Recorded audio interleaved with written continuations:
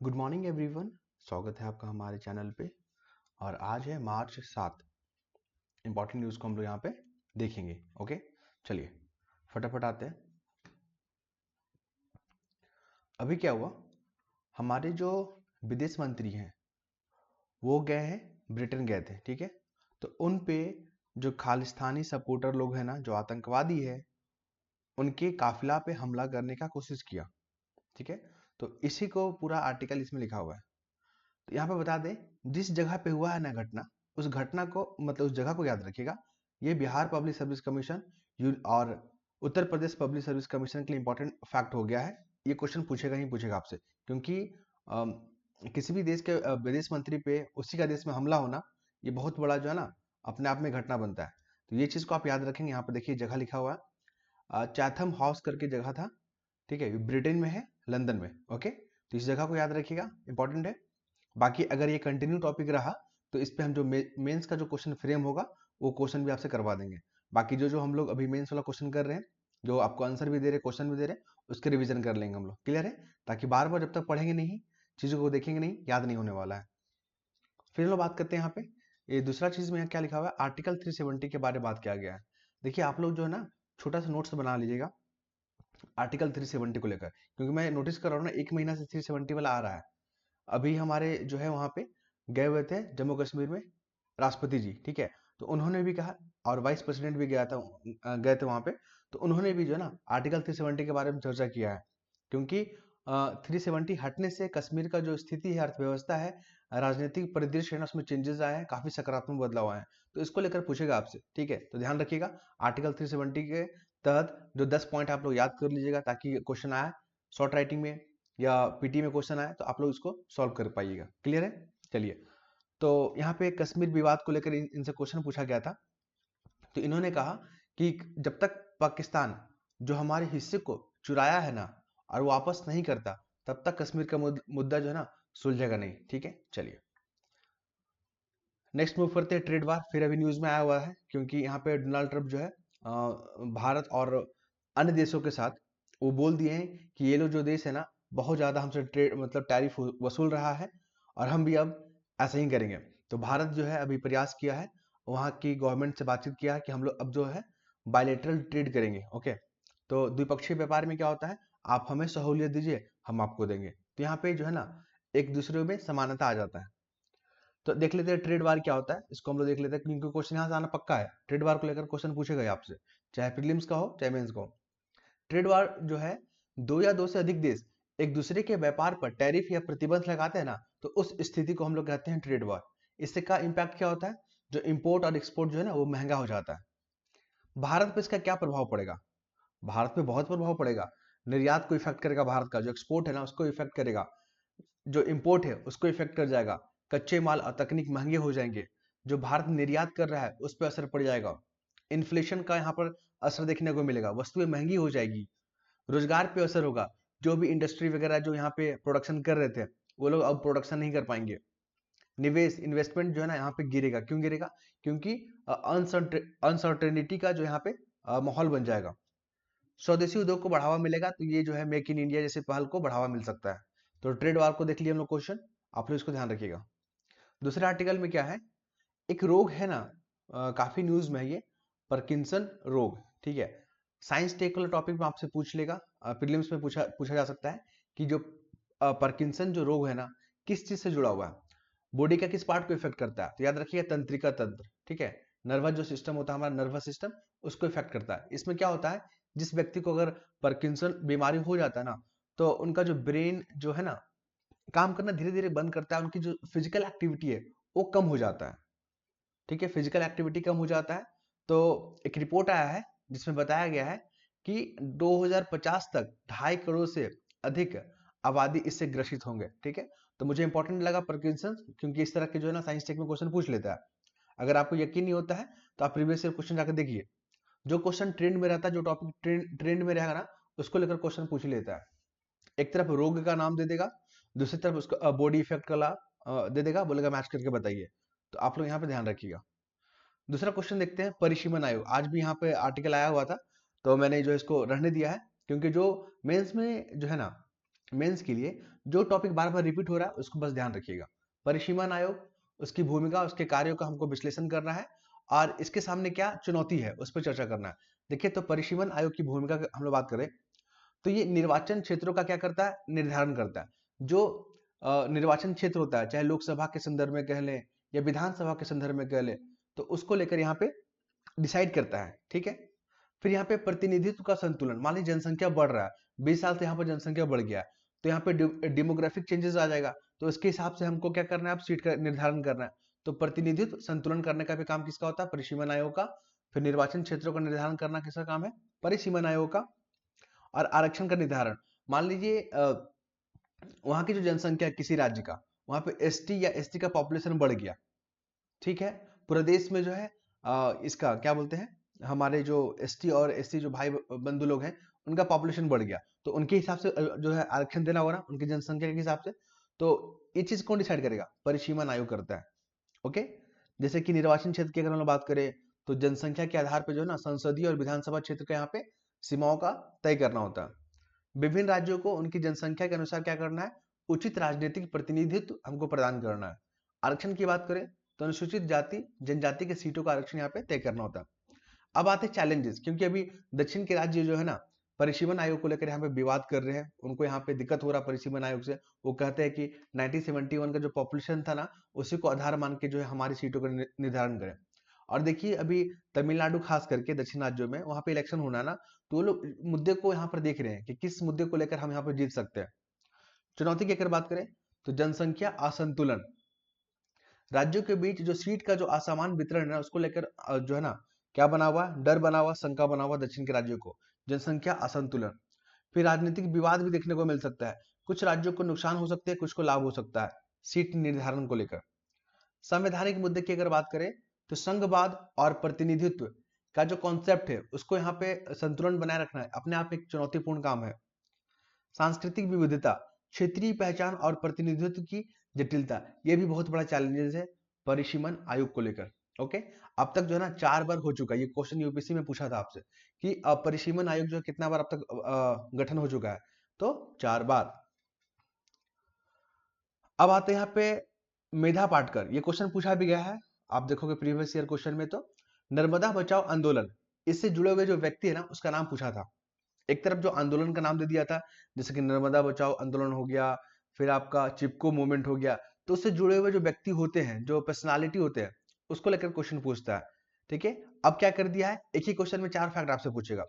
एक तरफ आपका आंदोलन का नाम दे देगा, दूसरे तरफ जो है ना जो उनसे संबंधित जो व्यक्तित्व है उनका नाम दे देगा, जैसे कि नर्मदा बचाओ आंदोलन मेधा पाटेकर, ये नाम याद रखिएगा। और चिपको मूवमेंट में आई थिंक बहुगुणा करके जो पर्सनालिटी थे उनका नाम था, मुझे नाम याद नहीं आ रहा। ये उत्तराखंड में जो है ना ये घटना घटा था, है ना, जो लोग पेड़ को काटने जा रहे थे, तो जो पर्यावरण जो है पेड़ की सुरक्षा करने वाले लोग थे पेड़ से लिपट गए थे, बोले थे कि अगर तुम पेड़ काटना हो सबसे पहले हमको काटो तुम। चलिए, तो नेक्स्ट क्वेश्चन देख लेते हैं। यहाँ क्या है, देखिए अभी जो है ना ट्रेंड में चल रहा है ये टॉपिक कि भारत को 5,000 अरब डॉलर का अर्थव्यवस्था बनना है। तो भारत बनना तो है, ये हमारा संकल्प भी है, हमारा लक्ष्य भी है और हम बनेंगे भी। तो भारत सरकार इसके लिए क्या प्रयास कर रहा है और भारत के पास 5,000 अरब जो है अर्थव्यवस्था बनने में क्या चुनौती है, तो आइए एक एक करके देख लेते हैं। यहाँ पे चुनौती की अगर बात करें ना तो विकास दर, हमको चाहिए जीडीपी जो वृद्धि दर है ना वो 7.8 मिनिमम चाहिए हमको, अभी कितना हो रहा है 6.4% हमारा बढ़ रहा है। तो ये एक बहुत बड़ा चैलेंज है कि हमारे जीडीपी को बनाए रखना है ज्यादा। रोजगार की बात करें, युवाओं को पर्याप्त नौकरियां सृजन करना होगा। देखिए हमारे यहाँ तो डेमोग्राफी जो डिविडेंड बोलते हैं, जनसंख्या लाभांश बोलते हैं, हमारे पास जो है ना 140 करोड़ का आबादी है, कितना है 140 करोड़ का आबादी है, और अगर एवरेज एज देखे ना तो 29 ईयर है। ठीक, लेकिन स्किल नहीं है हमारे पास, तो ऐसे कंडीशन में फिर हम डेमोग्राफी डिविडेंड का लाभ कैसे ले पाएंगे, तो हमें ज्यादा मात्रा में नौकरियां सृजन करना होगा स्किल देके। अब आते हैं विनिर्माण और निर्यात को लेकर, देखिए मेक इन इंडिया को बढ़ावा देना होगा। अगर हम लोग बात करें विनिर्माण को लेकर, तो विनिर्माण जो मैन्युफैक्चरिंग है ना, हमारे पास विश्व स्तरीय जो संरचना होना चाहिए, जो स्तर होना चाहिए, स्टैंडर्ड होना चाहिए, उसमें कमी दिखता है। तो हमको उसको बढ़ाना होगा ना, तब ना हम अपने प्रोडक्ट को एक्सपोर्ट कर पाएंगे, तब ना हमारे प्रोडक्ट को विदेशों में भी डिमांड बढ़ेगा। तो विनिर्माण और निर्यात एक बहुत बड़ा चैलेंज है। साथ बता दें टेक्नोलॉजी हमारे पास बहुत कम है, हमारे पास संसाधन बहुत कम है। तो ये भी बहुत बड़ा चैलेंजेस है। इंफ्रास्ट्रक्चर की बात अभी किया हम लोग, जो हमारे पास परिवहन है, जो ट्रांसपोर्टेशन सिस्टम है, उसको विश्व स्तरीय बनाना होगा। जो ऊर्जा है उसको सुरक्षा देना होगा, क्योंकि हम लोग अभी भी कच्चे तेल जो जरूरत है हमारे लिए, उसको उसका 85% अभी भी हम लोग क्या करते हैं, इंपोर्ट करते हैं। ये सही है क्या? नहीं है। तो हमको इसमें आत्मनिर्भर बनना होगा। तो भारत प्रयास कर रहा है वैकल्पिक ऊर्जा की तरफ। फिर डिजिटल संरचना को लेकर आए दिन आप लोग देख रहे होंगे कि यहाँ पर डिजिटल फ्रॉड हो रहा है, डिजिटल अरेस्ट हो रहा है। तो इससे हमारे जो नागरिक हैं, हमारे जो व्यक्ति, उन पे एक डर का माहौल बन रहा है। तो इसको मजबूत करना होगा ना, जो इससे जुड़े हुए जो कानून है उसको मजबूत करना होगा ना, तब ना जाके हम लोग बनेंगे। तब ना लोगों का हमारे देश पे क्या होगा, विश्वास बढ़ेगा, लोग इन्वेस्ट करेंगे। आप ही सोच लो, आप इन्वेस्ट कब करोगे? जब आपको रिटर्न का यहाँ पे क्या मिले, आश्वासन मिले, आपको लगे कि नहीं यहाँ पे मुझे कैसा भी होगा तो मुझे प्रॉफिट तो जरूर मिलेगा। ऐसा माहौल होना चाहिए वहां पे। फिर वैश्विक अनिश्चितता, आप रशिया यूक्रेन वार देख रहे हो, यहाँ पे ट्रेड वार देख रहे हो अमेरिका और चाइना के बीच में। फिर आप इजराइल और हमास के बीच में आप मसला देख रहे हो, ठीक है। रोहिंग्या संकट आप देख रहे हो यहाँ पे। तो ये तमाम जो वैश्विक स्तर पे जो घटनाएं घट रही है, तो भारत भी इससे इफेक्ट होता है। भारत का भी सप्लाई चेन यहाँ पे बाधित होता है। इन्फ्लेशन से फिर भारत जूझता है। फिर भारत की जो डिमांड है उसके हिसाब से फुलफिल नहीं कर पाता है। तो ये सब चैलेंजेस है ना।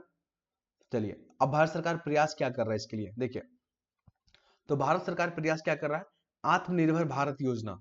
जैसे कि आत्मनिर्भर भारत योजना के तहत क्या होगा, हमें जो है ना घरेलू उत्पादन पे जोर देना होगा। हमें अपने घर में जो प्रोडक्शन हो रहा है ना उसको बढ़ावा देना होगा, उसको हमें जो है प्रमोट करना होगा। फिर PLIA scheme, production link initiative, जो आप देखो कि यहाँ पे दूरसंचार वाला जो सेक्टर है हमारा, जो टेक्नोलॉजी से जुड़ा हुआ है, उसके निर्माण में बढ़ावा दे रहे हैं हम लोग। ग्रीन एनर्जी निवेश पे हम लोग बढ़ावा दे रहे हैं। हम लोग हरित ऊर्जा की तरफ आगे बढ़ रहे हैं, जैसे कि ग्रीन सिटी बना रहे हैं, स्मार्ट सिटी बना रहे हैं, ग्रीन हाईवे बना रहे हैं यहाँ पे। तो ये सब के लिए हमको पैसा चाहिए ना। फिर डिजिटल इंडिया, तकनीक, नवाचार और वित्तीय समावेशन को हम लोग यहाँ पे कर रहे हैं। आप देख रहे हो कि आजकल पेमेंट जो है UPI के माध्यम से हो रहे हैं। हमारा डिजिटल डिप्लोमेसी पे हम लोग आगे काम कर रहे हैं। फिर हम लोग जो इंटरनेट का एक्सेस है ग्रामीण क्षेत्रों में भी दे रहे हैं, वाईफाई सुविधाएं दे रहे हैं हम, दे रहे हैं ना। और लोगों को जो है यहाँ पे जनधन खाता से जोड़ रहे हैं। लोगों को यहाँ पे जो जो गरीब है हमारे, जो जो लाभार्थी है, उनको डायरेक्ट जो है उनके अकाउंट में ही पैसा दे रहे हैं। तो इसके लिए सरकार प्रयास कर रही है ना डिजिटल इंडिया के माध्यम से। ओके, चलिए, तो ये यहाँ तक समझ में आया। अब आते हैं इस आर्टिकल में। अमेरिका जो है ना, अभी अमेरिका पूरा ट्रेंड में चल रहा है। अमेरिका कभी बोलता है ट्रेड वार में नाम में आ जा रहा है इसके बाद, ठीक है।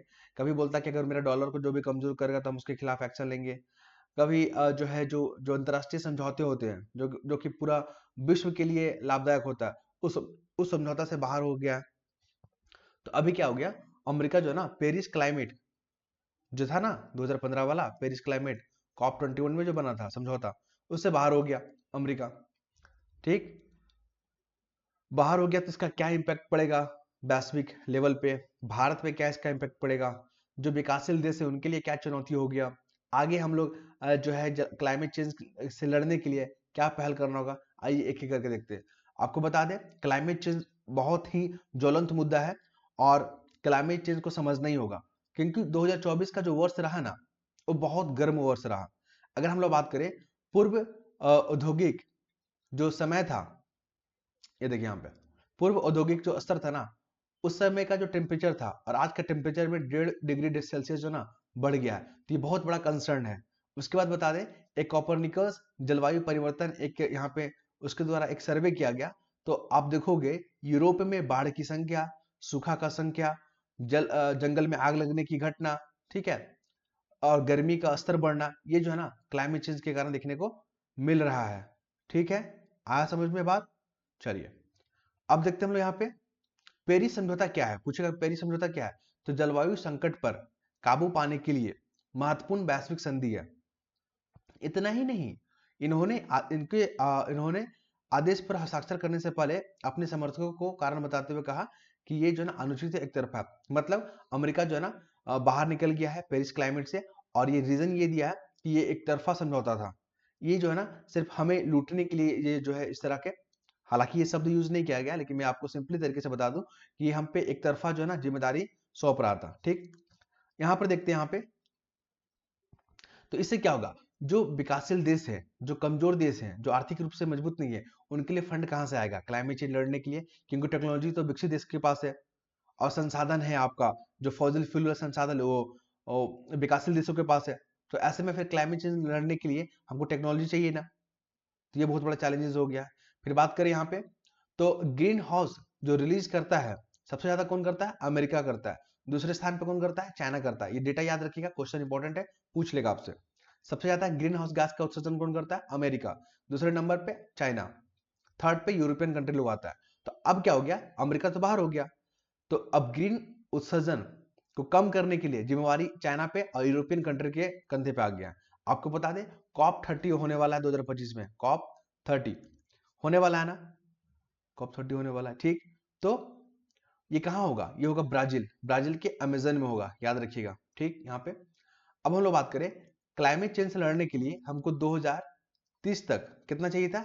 287 अरब डॉलर चाहिए था, और हम लोग कितना कलेक्ट कर पाए हैं अभी तक? 115 अरब डॉलर। तो इतना जो गैप है ना, उसको फुलफिल कैसे होगा?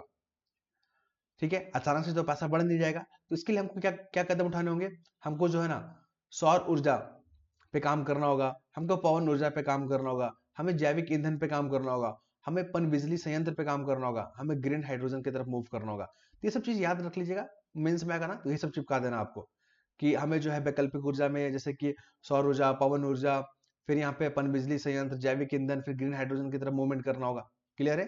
चलिए नेक्स्ट मूव करते हैं। यहाँ पे नेशनल एजुकेशन पॉलिसी अभी न्यूज में चल रहा है दक्षिण राज्यों के कारण, क्योंकि दक्षिण राज्य बोल रहे हैं कि हमको जो है ना सेकेंड जो लैंग्वेज जो नीति है ना, हम उसको मानेंगे, थर्ड वाला नहीं मानेंगे। जो थर्ड मॉडल जो है, जिसमें हिंदी को भी इंक्लूड किया गया है। हालांकि केंद्र ने कहा कि हिंदी आपके लिए जो है यहाँ पे अनिवार्य नहीं है, आप तीसरा कोई और लैंग्वेज भी ले सकते हैं। तो आइए, नेशनल एजुकेशन पॉलिसी से क्वेश्चन कैसे पूछता है कि प्रमुख प्रावधान की चर्चा करें और भारत की शिक्षा प्रणाली के सुधार में यह एक क्रांतिकारी कदम है, क्यों माना जाता है? इसका मतलब आपको यहाँ पे प्रमुख प्रावधान के बारे में बात कर लेना है और महत्व के बारे में बात करना है। आइए देखते हैं, तो स्कूली शिक्षा में कैसा परिवर्तन करता है। जो पहले 10+2 का जो मॉडल था ना, उसके स्थान पे 5-3-3 का मॉडल को जो है अपनाया गया है। ठीक है, याद रखिएगा। मातृभाषा पे यहाँ पे जोर दिया गया है। प्राथमिक जो स्तर है ना, जो स्कूली शिक्षा है, वहां पे मदर लैंग्वेज पे बात किया गया है। दो फैक्ट हो गया। फिर यहाँ पे बहु विषय पे बात किया गया है। उच्च शिक्षा में लचीलापन और क्रेडिट बैंक प्रणाली को इसमें शामिल किया गया है। मूल्यांकन प्रणाली में चेंज किया गया है। रटने के बजाय जो है ना, यहाँ पे व्यवहारिक ज्ञान पे जोर दिया गया है। डिजिटल शिक्षा को यहाँ पे बढ़ावा देगा, वो कैसे? ऑनलाइन और तकनीकी शिक्षा का विस्तार यहाँ पे बात किया गया है। तो ये सब प्रावधान है, 5-6 पॉइंट आपको लिख देना है यहाँ पे। स्कूली शिक्षा में परिवर्तन, मातृभाषा में शिक्षा, बहु विषय पर जोर, नई मूल्यांकन प्रणाली को अपनाया गया है, डिजिटल शिक्षा पे जोर दिया गया। अब बात इसका इंपॉर्टेंस क्या है। अगर नेशनल एजुकेशन पॉलिसी 2020 लागू हो जाता है, तो समावेशी और आधुनिक शिक्षा प्रणाली को यहाँ पे मजबूती मिलेगा। वैश्विक जो प्रतिस्पर्धा के अनुरूप हमें हमको क्या होगा? कौशल प्राप्त होगा। हमारे जो युवा जो पढ़ के आएंगे बच्चे लोग, वो उनमें स्किल होगा, वो लोग वैश्विक प्रतिस्पर्धा को फेस करने में और उनको जीतने में काफी सक्षम होंगे। शिक्षा में नवाचार और अनुसंधान को बढ़ावा दिया जाएगा। फिर यहाँ पे नए नए आइडिया को एक्सेप्ट किया जाएगा, उन पे शोध किया जाएगा। आर्थिक विकास और आत्मनिर्भर भारत की ओर एक महत्वपूर्ण कदम है नेशनल एजुकेशन पॉलिसी। अब आते हैं हम लोग यहाँ पे, रशिया यूक्रेन युद्ध हुआ ना, तो यूरोपियन कंट्री वाले जो कंट्री हो गए और आपका वेस्टर्न कंट्री हो गए, अमेरिका हो गया, सब जो है ना रशिया पे प्रतिबंध लगा दिया कि आप इनसे कोई भी ट्रेड मत करना। ठीक, भारत तो पता है ना गुटनिरपेक्षता को मानता है। भारत अपने जो नीतियों में ना तो विदेश को हावी होने देता है, ठीक है, वो खुद स्वतंत्र है अपने फैसले लेने के लिए। तो ऐसी स्थिति में रशिया क्या किया? अपना तेल का दाम गिरा दिया अंतरराष्ट्रीय मार्केट में। अब भारत को ऊर्जा सुरक्षा भी तो चाहिए ना, तो भारत उस चीज का यहाँ पे फायदा उठाया। 112 अरब डॉलर, अरब यूरो का भारत ने तेल खरीदा। किससे? कच्चा तेल खरीदा किससे? रशिया से। ठीक है, तो इसको लेकर भारत को बहुत यहाँ पे निंदा किया गया था अंतरराष्ट्रीय जो समुदाय है उनके द्वारा। क्यों? क्योंकि आप जो है ना तेल खरीद के रशिया को सपोर्ट कर रहे हैं। भारत ने बोला कि देखिए, हम रशिया का सपोर्ट नहीं कर रहे, बल्कि हमारी जरूरत है, हमको एनर्जी सिक्योरिटी चाहिए, और हम अपनी जनता के लिए, हम अपने नागरिक के लिए प्रतिबद्ध सरकार है। तो आप हमें इस तरह के जो है टिप्पणी ना करें। तो भारत अपने तरीके से जवाब देता है सभी को। ठीक है, हालांकि चैलेंजेस आता है, लोग भारत को डोमिनेट करना चाहते हैं, लेकिन भारत जो है विश्व गुरु बनने वाला है। ठीक है, भारत अपनी चीजों को अपने तरीके से सॉल्व करता है, ना कि दूसरे के शर्तों पे। तो इस ऐसा करने के लिए भारत को भी और प्रयास करने होंगे, क्योंकि आप देखोगे जो उपभोक्ता है, तेल का जो उपभोक्ता है ना, कच्चे तेल में थर्ड नंबर पे आता है भारत, और इंपोर्ट करने में भी थर्ड नंबर पे आता है। लेकिन जो कच्चे तेल का 85% जो ना हम लोग इंपोर्ट करते हैं, ये सही नहीं है। नहीं तो इससे हमारा जो नीति है ना, वो इफेक्ट कर सकता है। कल का दिन हो सके तो जिससे हम लोग तेल खरीद रहे हैं ना, वो हमारी नीतियों को चेंज करवा सकता है। ठीक है, तो ये भी सही नहीं है। हमें क्या करना होगा, हमें जो है रिन्यूएबल एनर्जी की तरफ मूव करना होगा। जो अभी हम लोग बात किए थे कि हमें सोलर सोलर एनर्जी हो गया, वाटर एनर्जी हो गया, एयर एनर्जी हो गया, ग्रीन हाइड्रोजन हो गया, यहाँ पे जैविक ईंधन हो गया। इन तमाम चीजों पे हमको क्या करना होगा, जोर देना होगा। तभी जाके हम लोग क्या बनेंगे, ऊर्जा के क्षेत्र में आत्मनिर्भर बनेंगे, और हमें कोई डोमिनेट नहीं कर पाएगा फिर। अभी आप देख रहे हो ना, यूक्रेन को गरिया दिया कौन, अमेरिका गरिया दिया। हम आपको 350 बिलियन डॉलर दिए हैं, अगर हम ये पैसा को हम अपनी सेना पे खर्च करते हैं तो आज हमारा सेना और भी मजबूत होता। ठीक है, तो फिर बोला कि हम आपसे वसूल भी लेंगे। कैसे वसूल लेंगे, तो जो मिनरल्स को लेकर समझौता करेंगे उसके माध्यम से। तो इस तरह चीज देखने को मिल रहा है।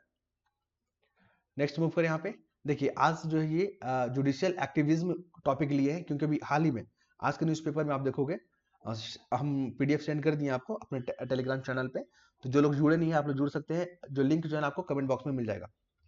तो वहां पे जुडिशियल एक्टिविज्म के बारे में बात किया गया। आपको बता दें, यहाँ पे हमारे संविधान में ना शक्ति पृथक्करण, मतलब जो जुडिशियल है, जो जुडिशियरी है, जो यहाँ पे विधायिका है, जिसको क्या बोलते हैं, लॉ मेकर जो होता है विधायिका, और एक होता है एग्जीक्यूटिव। एग्जीक्यूटिव, जुडिशरी, और एक होता है हमारा जो कानून बनाता है उसको क्या बोलते हैं, जुडिशरी हो गया, एग्जीक्यूटिव हो गया, एक टर्म हम मुझे याद नहीं आ रहा है। ठीक है, तो सबके अलग अलग काम है ना। आपको इस एक दायरे में रख के काम करना है, जुडिशरी को अपने क्षेत्र अधिकारी में रख के काम करना है। और यहाँ पे आपको जो है, यहाँ पे स्टैट्यूटरी बॉडी, नहीं नहीं, सॉरी सॉरी, एक और वर्ड मुझे याद ही नहीं आ रहा अभी। ठीक है, तो एग्जीक्यूटिव का काम क्या होता है, जो लॉ बन के आता है उसको इम्प्लीमेंट करना। जुडिशरी का काम क्या होता है, रिव्यू करना कि जो भी कानून बने हैं वो संविधान के अनुसार बने कि नहीं। और ये जो थर्ड बॉडी है ना, इसका काम होता है कानून को बनाना। सांसद जो होती है, जो हमारा लोकसभा और लोकसभा और राज्यसभा है ना। तो तीनों का अपने अपने काम होते हैं। लेकिन जुडिशरी क्या होता है ना, कभी कभी अपने क्षेत्र से बाहर निकलती है और इनके क्षेत्रों में हस्तक्षेप करती है। इसी को बोलते हैं जुडिशियल एक्टिविज्म। ठीक है, ऐसा क्यों होता है, तो आइए क्वेश्चन देखते हैं। न्यायिक सक्रियता या जुडिशियल एक्टिविज्म भारतीय लोकतंत्र में शक्ति संतुलन के लिए एक प्रभावी उपकरण के रूप में कार्य करती है। ठीक है, इसकी आवश्यकता, लाभ और संभावित चुनौतियों का मूल्यांकन कीजिए 250 शब्द में। ये क्वेश्चन आपका यूपीएससी में पूछा गया है, और मैंने वहीं से क्वेश्चन को यहाँ पे उठाया ताकि आप लोग समझ पाए कि क्वेश्चन कैसे पूछता है। तो यहाँ पे आवश्यकता देखते हैं, जुडिशियल एक्टिविज्म का आवश्यकता क्यों पड़ा। तो विधायिका, हाँ देखिए विधायिका बोलते हैं इसको, विधायिका और कार्यपालिका की विफलता के कारण जो काम विधायिका का है वो सही से नहीं कर रही है, जो काम कार्यपालिका की है वो काम अच्छे से नहीं कर रहा। तो यहाँ पर किसी ना किसी को तो यहाँ पे जिम्मेदारी लेना हो ना, क्योंकि हमारा संविधान को रक्षा करने का पावर किसको है, कोर्ट को, है ना, हाई कोर्ट और सुप्रीम कोर्ट को। तो उन पे जिम्मेदारी आ जाती है कि विधायिका और कार्यपालिका अगर अच्छे से काम नहीं करेगा तो फिर हमको उनके क्षेत्र में हस्तक्षेप करना पड़ेगा। फिर संवैधानिक मूल्यों की रक्षा करने के लिए मान लीजिए कुछ ऐसा कानून बना दे जो कि सही नहीं है, तो फिर यहाँ पे रिव्यू करेगा कोर्ट यहाँ पे, और उनके कानूनों को फिर यहाँ पे खत्म कर देगा, है ना। दो चीज हो गया। फिर न्यायिक अधिकारों की सुरक्षा के लिए, जैसे चुनाव बॉन्ड का आप एग्जाम्पल दे सकते हैं। चुनाव बॉन्ड को खत्म कर दिया गया था, कोर्ट के द्वारा किया गया था, सुप्रीम कोर्ट के द्वारा हाल ही में 2-3 महीना पहले। नागरिक अधिकारों की सुरक्षा के लिए भी ये जरूरी है जुडिशियल एक्टिविज्म। नागरिक सुरक्षा, संवैधानिक मूल्यों की रक्षा करने के लिए विधायक और कार्यपालिका के विफलता के कारण। अब इसका लाभ क्या होगा, न्यूज में तो आ गया। इसका लाभ पता क्या होगा, न्याय हमको मिलेगा, बहुत जल्दी न्याय मिलेगा। आपने देखा होगा जैसे नाली, बरसात में जो नाली में पानी जम जाता है, फिर उसे फ्लड वाली स्थिति बन जाता है शहरों में। तो इसको लेकर भी जो है कभी कभी हाईकोर्ट जो है यहाँ पे फटकार लगाती है सरकार को कि आप लोग कैसा काम कर रहे हैं। यहाँ पे आप वो लोग ऑर्डर दिया जाता है कोर्ट के द्वारा कि आप लोग 2 दिन के अंदर इसको कंप्लीट कीजिए। हालांकि ये काम किसका था, ये काम था एग्जीक्यूटिव कार्यपालिका का, लेकिन वो काम नहीं कर रहा है। तो फिर यहाँ पे जुडिशियल आ रहा है आगे। विधायिका और कार्यपालिका पर नियंत्रण करने के लिए भी जरूरी है कौन सा, जुडिशियल एक्टिविज्म। और पर्यावरण संरक्षण और सामाजिक न्याय के लिए भी क्या है, जरूरी है। ठीक है, नर्मदा बचाओ आंदोलन, माफ कीजिएगा, ये आपका यमुना यमुना नदी को को लेकर भी हाईकोर्ट ने, दिल्ली हाईकोर्ट ने कई बार यहाँ पे दिशा निर्देश दिए थे, लेकिन सरकार वहां पे सुन नहीं रही थी चीज को। ठीक है, तो ये सब जो है ना जुडिशियल एक्टिविज्म का ही उदाहरण है।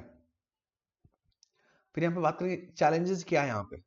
देखिए, न्यायपालिका की अति सक्रियता से जो शक्ति संतुलन है वही पृथक्करण वाला, कि जुडिशरी का काम है, जुडिशरी अपना काम करेगा, एग्जीक्यूटिव अपना काम करेगा, और जो विधायिका है वो अपना काम करेगी, ठीक है। लेकिन जो जुडिशियल एक्टिविज्म से क्या होता है, जो शक्ति संतुलन है ना वो बिगड़ जाता है।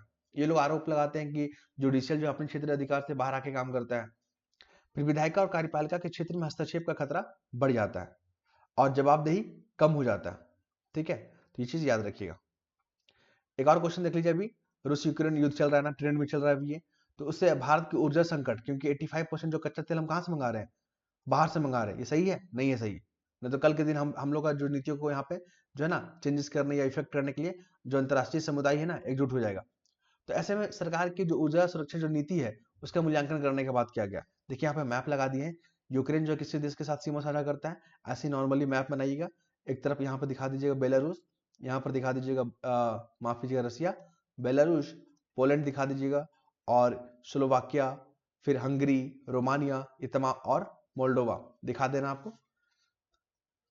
क्या चैलेंजेस है? देखिए, तेल और गैस की कीमतों में वृद्धि हो रहा है। रसिया यूक्रेन से जो है ना तेल और गैस में क्या हो रहा है, कीमत में वृद्धि हो जा रहा है।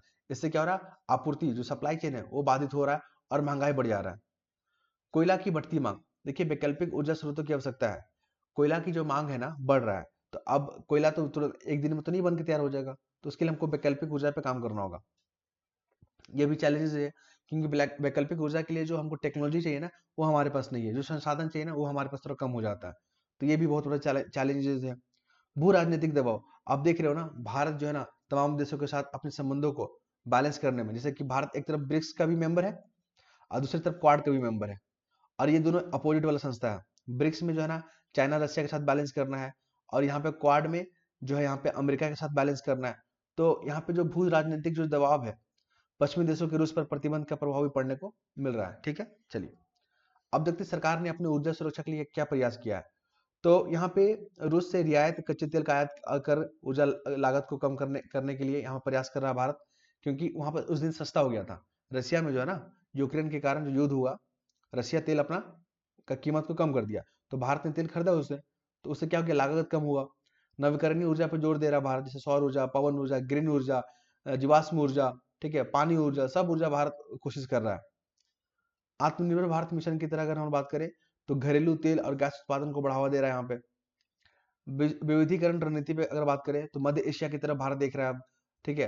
अमेरिका से भी ऊर्जा स्रोतों की खोज कर रहा है भारत, तो भारत अपना विकल्प तलाश रहा है। अब बात करते हैं यहाँ पे, कल का मैंने आर्टिकल दिखाया था और आज भी आपको देखने को मिला है, क्योंकि जो अमेरिका का जो लॉस एंजिला या आप देखोगे कैलिफोर्निया में जो वनाग्नि, जो जंगलों में आग लगा, उसके कारण पर्यावरण संरक्षण का मुद्दा उठ गया है, ठीक है। तो आप ऐसे चीज करके आप इसको यहाँ पे पढ़ना होगा आपको, जैसे आर्थिक विकास और पर्यावरण संरक्षण में संतुलन बनाना एक चुनौतीपूर्ण काम है, इस कथन का विश्लेषण करें। देखिए चैलेंजेस क्या है, औद्योगिकरण और प्रदूषण, हम लोग इंडस्ट्री को तो प्रमोट कर रहे हैं, लेकिन उससे जो धुआं निकल रहा है उससे हमारा एयर पोल्यूशन हो रहा है, जल प्रदूषण हो रहा है। आप अभी यमुना नदी का एग्जाम्पल ले लीजिए, कितने सारे इंडस्ट्री का जो कचरा होता है वो नदी में छोड़ दे रहा है डायरेक्ट एकदम बिना उसको फिल्टर किए हुए, सही है क्या? बिल्कुल नहीं। तो इससे क्या हो रहा है, औद्योगिकरण तो प्रमोट हो रहा है लेकिन प्रदूषण बढ़ रहा है। ये चैलेंजेस है, इसको बैलेंस करना होगा हमें। वायु जल भूमि प्रदूषण बढ़ता है, वनों की कटाई, हम सड़क बनाने के लिए, नहर बनाने के लिए पेड़ काट दे रहे हैं, तो वहां पे इंफ्रास्ट्रक्चर तो डेवलप कर लेते हैं, लेकिन जो हमारा जैव विविधता जो नाश हो रहा है वो क्या? जैसे भी हिमालय में आप देखोगे वहां पे बहुत सारे इंफ्रास्ट्रक्चर डेवलपमेंट के नाम पे इतना पेड़ काटा काटा जा रहा है ना, लाखों लाखों पेड़ काट दिए जा रहे हैं, तो वहां पे जो जीव जंतु जो बस रहे हैं उनके लिए क्या? तो यहाँ पे मेरा बायोडाइवर्सिटी नुकसान हो रहा है ना। जलवायु परिवर्तन, अमेरिका सबसे ज्यादा ग्रीन हाउस गैस का उत्सर्जन करता है, उसके बाद चाइना आता है, तो उससे क्या हो रहा है, ग्लोबल टेम्परेचर बढ़ रहा है, और उसका इफेक्ट तो आपको पता ही ना, जहां बाढ़ नहीं आता था वहां बाढ़ आ रहा है, जहाँ पे पानी कभी नहीं आ रहा वहां पर अचानक पानी आ जा रहा है फ्लड के कारण, समझ रहे हैं ना। तो इन तमाम घटनाओं को देखने को मिल रहा है। प्राकृतिक संसाधनों का अति दोहन, अब प्राकृतिक जो संसाधन है वो लिमिटेड है, आज नहीं तो कल वो खत्म हो जाएगा, तो इतना अधिक दोहन कर रहा है ना कि जो भविष्य में जो हमारे जो आबादी आएंगे, जो जो जनरेशन आएगा, उसके लिए कुछ संसाधन ही नहीं बचेगा, तो फिर ये भी बहुत बड़ा चैलेंजेस है। इसलिए तो हम लोग सस्टेनेबल डेवलपमेंट पे काम कर रहे हैं, ताकि जो पेड़ कट रहा है हम लोग उससे ज्यादा पेड़ लगा सके, ताकि जो हमारा भविष्य आएगा वो लोग सुरक्षित रहे, उनको लगे कि नहीं हमारे जो पूर्वज थे वो लोग बेहतर काम किए हैं। फिर हम लोग बात करते हैं समाधान पे। तो हमको नवीकरणीय ऊर्जा पे काम करना होगा, हमको रिन्यूएबल एनर्जी पे काम करना होगा, जैसे सौर ऊर्जा, पवन ऊर्जा, जल विद्युत ऊर्जा पे, ठीक है। फिर यहाँ पे संवहनीय ऊर्जा मतलब जो शहरीकरण है, सस्टेनेबल जो अर्बनाइजेशन है, हमको ग्रीन भवन पे काम करना होगा, हमको सार्वजनिक परिवहन को यहाँ पे प्रमोट करना होगा, हमको यहाँ पे क्या करना होगा, हाइब्रिड या इलेक्ट्रिक वाहन को प्रमोट करना होगा, जो पर्यावरण कानून है ना उसको सख्ती से पालन करना होगा, ताकि प्रदूषण नियंत्रण को मजबूत किया जा सके। सर्कुलर इकोनॉमिक पे काम करना होगा, 3R आपने क्लास 5 या 6 में पढ़ा होगा। R फॉर क्या होता है, रीयूज, रिड्यूस और रिसाइकल। इन तमाम कॉन्सेप्ट पे हमको काम करना होगा। फिर हम लोग आते हैं ट्रेड वार पे, जो है यहाँ पे क्या है, और ये तो हम लोग देख लिए थे इसको, ठीक है। एआई को लेकर देखिए, भारत में एआई का उपयोग को लेकर इसकी चुनौती क्या है। तो देखिए, ये एआई का संभावना है हमारे यहाँ, कैसे है, हम इसको स्वास्थ्य के क्षेत्र में जो है यूज करेंगे, बीमारियों की पहचान करने में, दवा अनुसंधान में और रोबोटिक सर्जरी करने में, ठीक है। तो एआई का यूज हमारे देश में काफी है। शिक्षा में कैसे यूज करेंगे, स्मार्ट क्लास बना के, फिर ई लाइब्रेरी बना के, फिर 1-to-1 जो है यहाँ पे लर्निंग पे जोर दे के यहाँ पे काम करेंगे। समय कितना हो गया, 31 मिनट, बाप रे, कोई बात नहीं। कृषि की अगर हम लोग बात करें ना, आप लोग 1 लाख सब्सक्राइबर कर दीजिए, तो हम डिजिटल बोर्ड को जो है ना पे लाइव आके पढ़ाएंगे। ये हमारा संकल्प है, देखते कब पूरा होता है, ठीक है। 5 साल लगता है, 10 साल लगता है, 20 साल लगता है, ये आप लोग पे डिपेंड है कि साल भर में हो जाए, 6 महीना में भी हो जाए। फसल निगरानी, मौसम पूर्वानुमान और स्मार्ट खेती के लिए, कृषि में हम लोग क्या करेंगे, जो मौसम होता है उसका फोरकास्टिंग कर सकते हैं, स्मार्ट खेती करेंगे हम लोग जल का इतना कम यूज करेंगे, नैनो यूरिया वगैरह में हम जो है एआई का यूज करेंगे। फिर शासन में कैसे यूज करेंगे, डिजिटल इंडिया को प्रमोट करके। आप देख रहे हो ना यहाँ पे साइबर फ्रॉड कितना हो रहा है, फिर डिजिटल अरेस्ट हो रहा है, यहाँ पे साइबर ठगी हो रहा है। इन तमाम को हम कैसे करेंगे, डिजिटल इंडिया के माध्यम से स्मार्ट सिटी बनाकर साइबर सुरक्षा को मजबूत करके।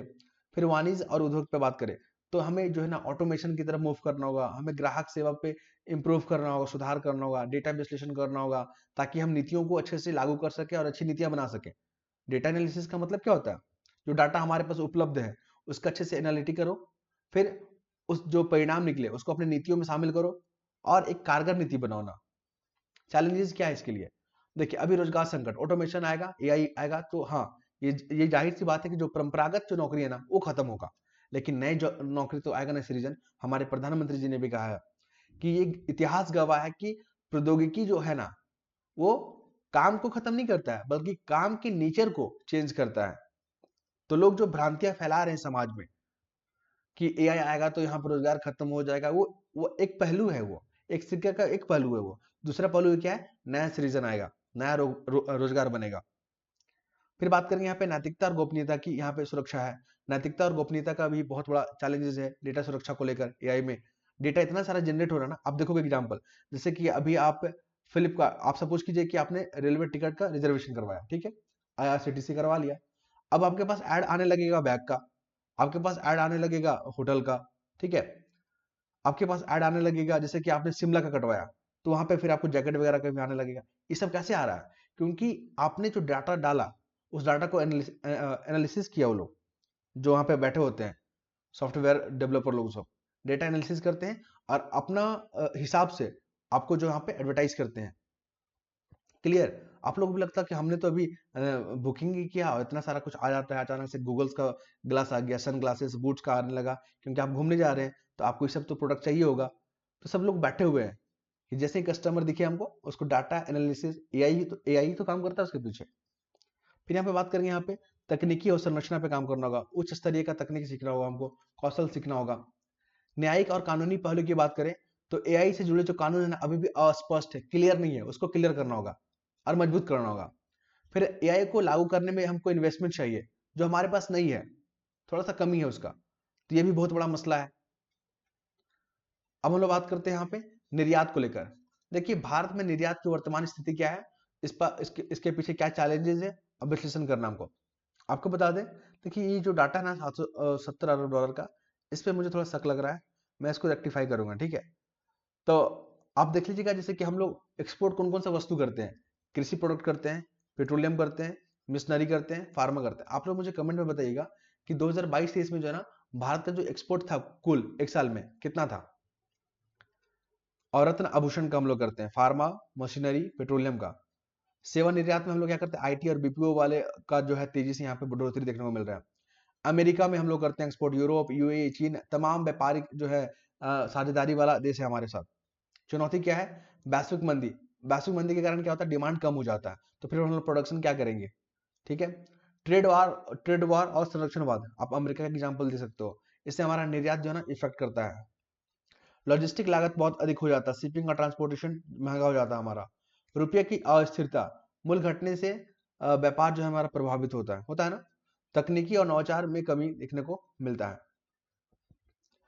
अभी 2 क्वेश्चन भी और हैं, चलिए दोनों को अच्छे से कर लेते हैं। अभी ट्रेड वार का जो है ना एफडीआई पे क्या फर्क पड़ेगा और एफपीआई पे क्या फर्क पड़ेगा। देखिए एफडीआई जो है ना, नए अवसर हमारे पास जो है सृजन होगा। कंपनियां जो है ना चीन के बजाय भारत में निवेश करेगी, हमारे इंडस्ट्री को लाभ होगा। कैसे, विनिर्माण, टेक्नोलॉजी और फार्मा के क्षेत्र में एफडीआई बढ़ सकता है। जो कंपनी चाइना में जो प्रोडक्शन कर रहा था, जो इन्वेस्टमेंट कर रहा था, अब वो भारत में करेगा, तो भारत में प्रोडक्शन बढ़ेगा, भारत में टेक्नोलॉजी लेके आएगा। अनिश्चितता जो है ना, वैश्विक आर्थिक मंदी, निवेश धीमा हो सकता है। एफपीआई पे क्या प्रभाव पड़ेगा, क्योंकि स्टॉक मार्केट पे असर देखने को मिला था। 2 दिन पहले हम लोग न्यूज पे कवर किए थे कि बहुत लोग जो है ना एफपीआई के माध्यम से बाहर से पैसा निकाल रहे हैं, तो निवेशक जो है ना अस्थिर बाजार से पैसा निकाल सकते हैं। रुपए की अस्थिरता, ट्रेड वॉर से मुद्रा मूल्य में उतार चढ़ाव देखने को मिलेगा। कमजोर वैश्विक मांग, बाजार की निवेशक की विश्वास घट सकता है, ठीक है। अगर कमजोर डिमांड रहेगा तो इन्वेस्टर जो है ना उनका भरोसा जो है हमारे ऊपर से घटेगा। अब आते हैं भारत के सॉफ्ट पावर के बारे में बात कर लेते हैं। भारत संयुक्त राष्ट्र में, G20 में, ब्रिक्स में अपनी सॉफ्ट पावर को कैसे यूज करेगा। तो देखिए संयुक्त राष्ट्र में जो है ना शांति और कूटनीति जो है ना को बनाए रखने में, जैसे कि शांति मिशन में, फिर वैश्विक सहमति बनाने में भारत अपना जो है ना सॉफ्ट पावर का यूज करेगा। सॉफ्ट पावर में से खेल हो गया, खानपन हो गया, हमारा जो कल्चर है, जो कल्चर हो गया, ठीक है, बुद्धिज्म हो गया, जैनिज्म, ये सारे एग्जाम्पल जो है ना आपको सॉफ्ट पावर में आएगा, डिप्लोमेटिक पावर। फिर हम लोग बात करें योग और संस्कृति। योग को जो हम लोग 21 जून को अंतर्राष्ट्रीय योग दिवस मनाते हैं, ये भारत का ही प्रयास है, भारत की सॉफ्ट पावर है कि जो यूएनओ ने इसको माना। विकास और मानवाधिकार, जो सस्टेनेबल डेवलपमेंट गोल है उसको जो है ना उसमें सक्रिय भागीदारी है भारत। G20 की अगर हम लोग बात करें यहाँ पे, तो वैश्विक नेतृत्व 2023 में भारत ने G20 अध्यक्षता की, वसुधैव कुटुंबकम पर जोर दिया ना। डिजिटल डिप्लोमेसी पे भारत काम कर रहा है, यूपीआई और डिजिटल पब्लिक इंफ्रास्ट्रक्चर को बढ़ावा दे रहा है। ब्रिक्स की अगर हम लोग बात करें तो दक्षिण दक्षिण सहयोग पे जो यहाँ पे काम कर रहा है, और सांस्कृतिकरण पे, भारतीय शिक्षा, आयुर्वेद और व्यापार पे प्रचार कर रहा है भारत, ठीक है। तो ये तमाम फैक्ट हम लोग डिस्कस किए, आई होप आप लोगों को पसंद आया होगा। ये पीडीएफ चाहते हैं, टेलीग्राम में मिल जाएगा आपको, तो लिंक कहाँ मिलेगा, कमेंट बॉक्स में मिलेगा। तो आप लोग कोशिश कीजिए कि 1 लाख सब्सक्राइबर हो जाए हमारा, कि जल्दी से जल्दी हम लाइव पढ़ाएं डिजिटल बोर्ड पे आके। और और क्या, एक और हम जो है ना मेंस को लेकर हम वीडियो डाल रहे हैं। अभी तो 2 वीडियो डाले हैं, समय नहीं मिल पा रहा इसलिए वीडियो नहीं बना पा रहे हैं।